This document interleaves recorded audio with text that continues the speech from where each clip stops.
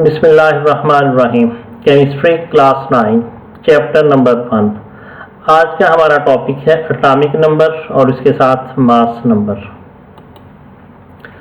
Atomic number और mass number को समझने से पहले हमें एटम के बारे में कुछ बुनियादी मालूमात हासिल होनी चाहिए। मिसाल के तौर पर ये हमारे पास एक एटम है जिसमें ये वाला हिस्सा जो है वो इसका न्यूक्लियस कहलाता है और इसके इर्द गिर्द जो है ये सर्कुलर पाथ है। तो किसी भी एटम में 3 फंडामेंटल पार्टिकल्स होते हैं। पार्टिकल्स की तादाद ज़्यादा होती है लेकिन जो फंडामेंटल पार्टिकल्स हैं वो 3 ही हैं, प्रोटॉन्स हैं, न्यूट्रॉन्स हैं और इलेक्ट्रॉन्स हैं। तो प्रोटॉन्स, न्यूट्रॉन्स और इलेक्ट्रॉन्स जो हैं उनको समझने के लिए, उनको जाहिर करने के लिए प्रोटॉन्स जो हैं उसको रेड सर्कल से जाहिर किया गया है, न्यूट्रॉन्स को ब्लैक सर्कल से और इलेक्ट्रॉन्स जो हैं उनको ग्रीन सर्कल से। अब प्रोटॉन्स और न्यूट्रॉन्स ये एटम के न्यूक्लियस में मौजूद होते हैं और जो इर्द गिर्द सर्कुलर पाथ हैं वहाँ पर इलेक्ट्रॉन्स रिवॉल्व कर रहे होते हैं। अब प्रोटॉन्स और न्यूट्रॉन्स के सर्कल बड़े हैं और तकरीबन बराबर हैं और ये इसलिए है कि ये साइज में बड़े होते हैं और आपस में भी तकरीबन मामूली सा फर्क इनका होता है। इलेक्ट्रॉन्स इनके मुकाबले में बहुत छोटे होते हैं।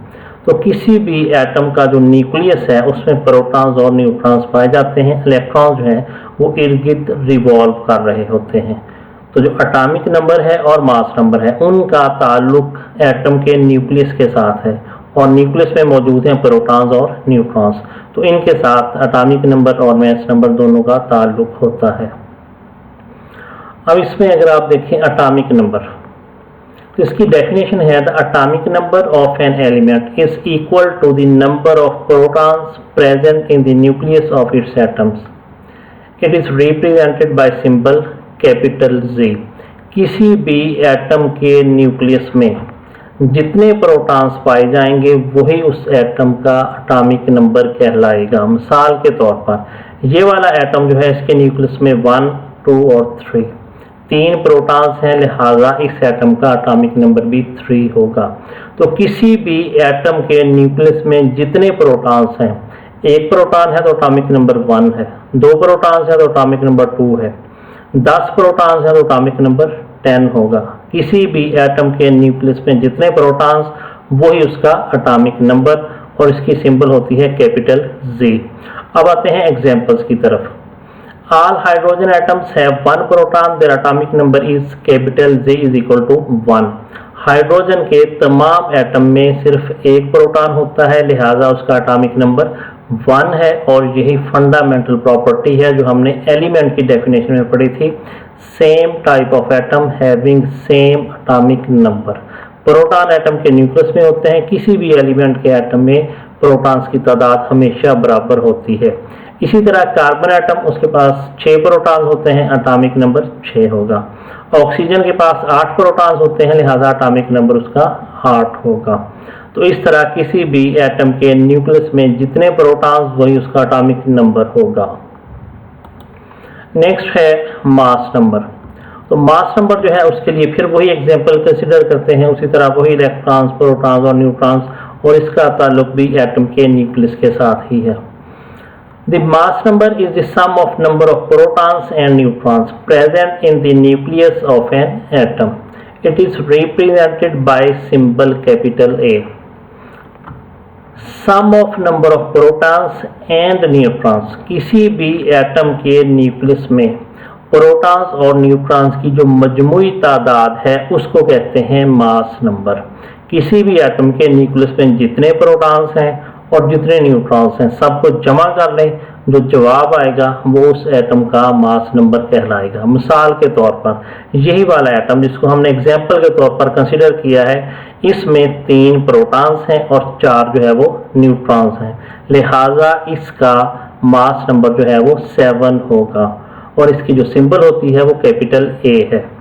अब इसको कैलकुलेट करने का तरीका A is equal to Z+N, यानी जो मास नंबर है वो होता है प्रोटॉन्स और न्यूट्रॉन्स का मजमुआ। अब जो कैपिटल Z है ये हम इससे पहले पढ़ चुके हैं, ये एटॉमिक नंबर की सिंबल है। और एटॉमिक नंबर क्या होता है?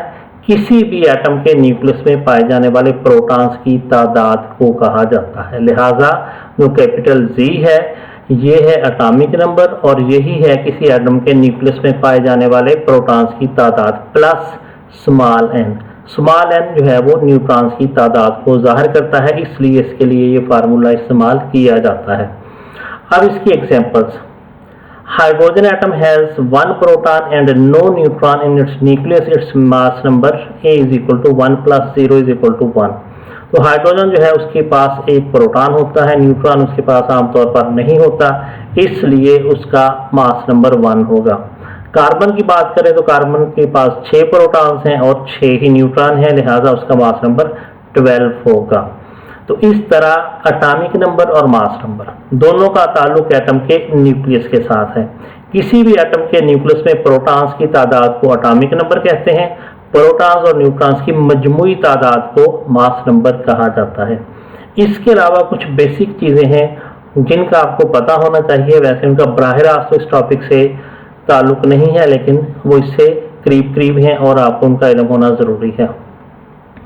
किसी भी न्यूट्रल एटम में, न्यूट्रल एटम का मतलब ये है कि ऐसा एटम जिसने ना कोई इलेक्ट्रॉन गेन किया है ना लूज किया है, यानी ऐसा एटम जिसने कोई इलेक्ट्रॉन ना किसी से लिया है ना ही किसी को कोई इलेक्ट्रॉन दिया है, उसको कहते हैं न्यूट्रल एटम। तो ऐसे एटम में प्रोटॉन्स और इलेक्ट्रॉन्स की तादाद हमेशा बराबर होती है, लेकिन अगर उसने कोई इलेक्ट्रॉन हासिल किया है या किसी को दे दिया है तो फिर ये तादाद बराबर नहीं रहेगी। ओरिजिनल हालत में जब तक उसने ना कोई इलेक्ट्रॉन हासिल किया ना किसी को दिया, उस वक्त तक उसमें प्रोटॉन्स और इलेक्ट्रॉन्स की तादाद हमेशा बराबर होती है। जिस तरह 3 इसके पास प्रोटॉन है तो 3 ही इलेक्ट्रॉन हैं। हाइड्रोजन का एटम है, उसके पास एक जो है वो प्रोटॉन है तो उसके पास इलेक्ट्रॉन भी एक ही होगा। कार्बन के पास 6 प्रोटॉन्स हैं तो इलेक्ट्रॉन्स भी 6 ही होंगे। तो इस तरह न्यूट्रल एटम में प्रोटॉन्स की तादाद और इलेक्ट्रॉन्स की तादाद हमेशा बराबर होती है उस वक्त तक जब तक वो एटम कोई इलेक्ट्रॉन जो है वो हासिल या खारिज ना करे, उस वक्त तक प्रोटॉन्स और इलेक्ट्रॉन्स हमेशा बराबर रहते हैं। न्यूट्रॉन्स की तादाद जो है वो और प्रोटॉन्स की तादाद इनका बराबर होना जरूरी नहीं है। बाज एटम्स में ये बराबर हो भी सकती है और ये बराबर नहीं भी होती, तो इसका कोई तयशुदा तरीकाकार नहीं है कि ये बराबर होगी या नहीं होगी। ये बराबर होते भी है और बाज एटम्स और बाज एलिमेंट्स में ये बराबर नहीं भी होते।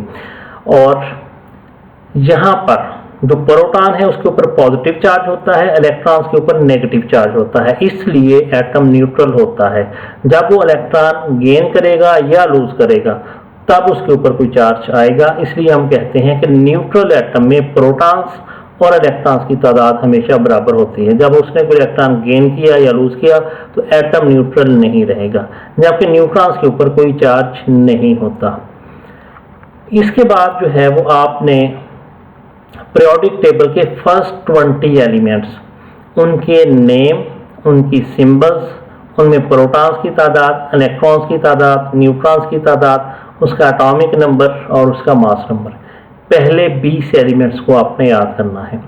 अब इसमें ज़ाहिर लगता है बहुत सी चीज़ें हैं लेकिन इतनी हैं नहीं, वो इसलिए कि प्रोटॉन्स और इलेक्ट्रॉन्स की तादाद हमेशा बराबर होती है और जितनी प्रोटॉन्स और इलेक्ट्रॉन्स की तादाद है वही इसका एटॉमिक नंबर होता है। प्रोटॉन्स और न्यूट्रॉन्स की तादाद को जमा करेंगे तो वो मास नंबर बन जाएगा। इसलिए इसमें बहुत ज़्यादा चीज़ें याद करने वाली नहीं हैं। जो बेसिक चीज़ें आपको जहन में रखनी है कि जो प्रोटॉन्स की तादाद है, जितने प्रोटॉन हैं उतने ही इलेक्ट्रॉन्स होते हैं और वही उसका एटॉमिक नंबर होता है। प्रोटॉन्स और न्यूट्रॉन्स को जमा करेंगे तो वो आपके पास मास नंबर बन जाएगा। यानी बुनियादी तौर पर आपको किसी भी एटम में प्रोटॉन्स की तादाद याद करनी है और न्यूट्रॉन्स की तादाद याद करनी है, बाकी इन्हीं से आएगी। यानी प्रोटॉन्स अगर आपने याद कर लिए तो जितने प्रोटॉन हैं उतने ही इलेक्ट्रॉन हैं, जितने प्रोटॉन हैं वही एटॉमिक नंबर है, और मास नंबर प्रोटॉन्स और न्यूट्रॉन्स के मजमूए को कहते हैं। तो इसमें जो है वो पहला है हाइड्रोजन, उसकी सिंबल है H और बाकी ये चीज़ें आगे दी गई हैं। इसी तरह helium He, lithium Li, beryllium Be, boron B, carbon C, nitrogen N, oxygen O, fluorine F, neon Ne, sodium Na, magnesium Mg, aluminium Al, silicon Si, phosphorus P, sulphur S, chlorine Cl, argon Ar, potassium K and calcium Ca। तो ये आपने जो है साथ में याद करने हैं। अब आपने जो बुक से लेसन याद करना है वो है पेज नंबर 9। उसके आखिर में एटॉमिक नंबर की डेफिनेशन और उसकी सिंबल दी गई है। उसके बाद पेज नंबर 10 के स्टार्ट में एग्जांपल्स हैं। पेज नंबर 10 का सेकंड पैराग्राफ, उसमें मास नंबर की डेफिनेशन, उसकी सिंपल और उसका फार्मूला यानी A = G+N। नेक्स्ट पैराग्राफ में उसकी एग्जांपल्स दी गई हैं। नीचे एक टेबल है, उसको आपने रीड करना है। फिर एग्जांपल 1.1 है, ये आपने सॉल्व करनी है और उसकी बेस वही है जो आपको बताई गई है कि जितने प्रोटॉन्स हैं उतने ही इलेक्ट्रॉन्स होते हैं, जितने प्रोटॉन हैं वही एटॉमिक नंबर है। प्रोटॉन्स और न्यूट्रॉन्स का मजमूआ मास नंबर है। और उसके अलावा A = G+N, इस फार्मूला की मदद से आप बाकी चीज़ें भी कैलकुलेट कर सकते हैं। ये तो है आपकी बुक से याद करने वाली चीज़ें, यानी एटॉमिक नंबर की definition, simple, examples. Mass number की डेफिनेशन, सिंपल, फार्मूला और एग्जांपल्स। टेबल को अच्छी तरह रीड करना है। एग्जांपल 1.1 पेज नंबर 10 के आखिर में है, ये भी सॉल्व करनी है। और उसके अलावा ये वाले जो आखिरी 2 पेजेस आपको बताए गए हैं कि एलिमेंट फर्स्ट 20, उनके symbol, proton, electron, neutron, atomic number और मास नंबर, ये आपने यहीं से याद करने हैं क्योंकि बुक में इस तरह तरतीब से ये मौजूद नहीं है। तो यहाँ तक का आप लोगों का लेसन है, इसको आप लोग याद करेंगे, लिखेंगे और सबमिट करेंगे। अल्लाह हाफिज़।